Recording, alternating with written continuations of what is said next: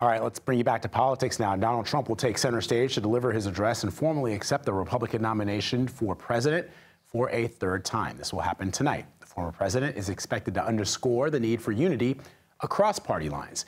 CBS News campaign reporter Jake Rosen is joining me now from Milwaukee to talk about this. So, Jake, how has his speech changed from what he might have been preparing before the attempt on his life? Well, Vlad, good morning.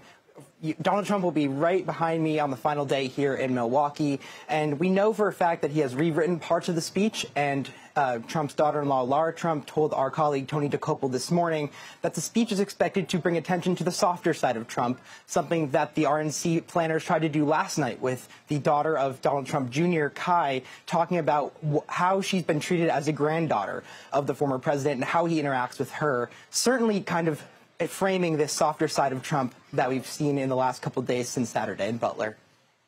So, Jake, we've seen the president's sons at the RNC. We've seen his daughters-in-law. But what about Melania Trump? What about his daughter, Ivanka? What about Jared Kushner, who played such an instrumental role in the last Trump administration? Do we expect to see members of his immediate family there when he takes to that stage? Well, Ivanka, Melania, and Jared have not been here so far, like you said. Neither has his son Barron.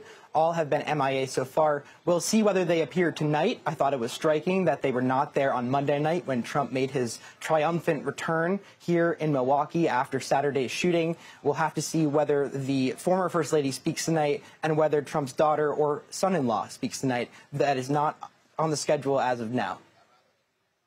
All right, Jake, and just for our viewers who may not be aware, you were at that Butler, Pennsylvania rally on Saturday when that assassination attempt on former President Trump's life took place. Just give our viewers a sense of where you were, what you saw, and what it felt like to be there in that moment.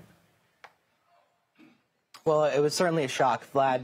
I was leaning up against the front of the press pen about 90 feet away from the former president as we heard what sounded like firecrackers go flying across in front of our face. I saw a bullet hit a hydraulic pipe that was holding up a stand of speakers. As you know, for these Trump rallies, there are massive stacks of speakers being held so that there were over 15,000 people there, so that all those people could hear the former president talk.